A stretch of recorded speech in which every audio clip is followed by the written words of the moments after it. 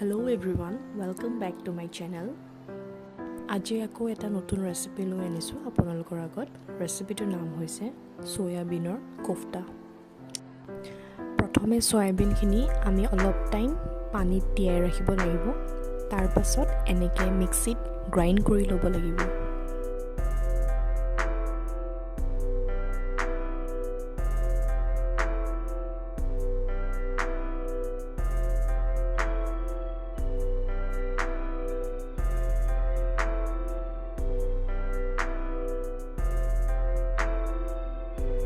মই সয়াবিনৰ লগত এই চানা দাইলটো ব্যৱহাৰ কৰিছোঁ।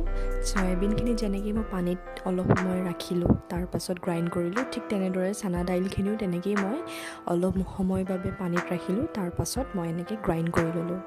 তাৰপিছত মই গোটেইখিনি মিক্সচাৰখিনি একেলগে মিক্স কৰি দিম।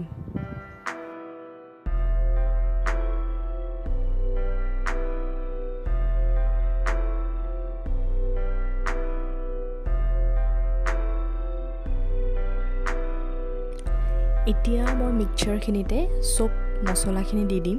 নিমখ দিম, জিৰা পাউডাৰ দিম, চিলি পাউডাৰ দিম, ধনিয়া পাউডাৰ দিম। তেনেকৈ চব মছলাখিনি মই ব্যৱহাৰ কৰি দিছোঁ আদা নহৰুৰ লগতে।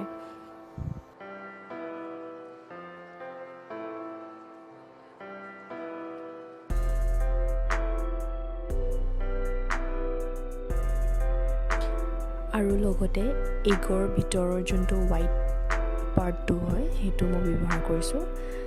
তেতিয়া মানে কি হয়, কোফতাটো বনাবলৈ ইজি হয়। এতিয়া ৰাউণ্ড শ্বেপত কোফতাকেইটা বনালে হৈ গ'ল। এয়া দেখিছেনে, আমাৰ কোফতাকেইটা অলমষ্ট ৰেডি হ'ব। এতিয়া আমি ফ্ৰাই কৰিব লাগিব, তাৰপিছত আমি খাব পাৰিম। আৰু এতিয়া ফ্ৰাই কৰিলোঁ। এয়া আমাৰ কোফতা ৰেডি হৈ গ'ল। কেনেকুৱা লাগিলে ৰেচিপিটো জনাব। ভাল লাগিলে লাইক, শ্বেয়াৰ আৰু ছাবস্ক্ৰাইব কৰিবলৈ নাপাহৰিব। ধন্যবাদ।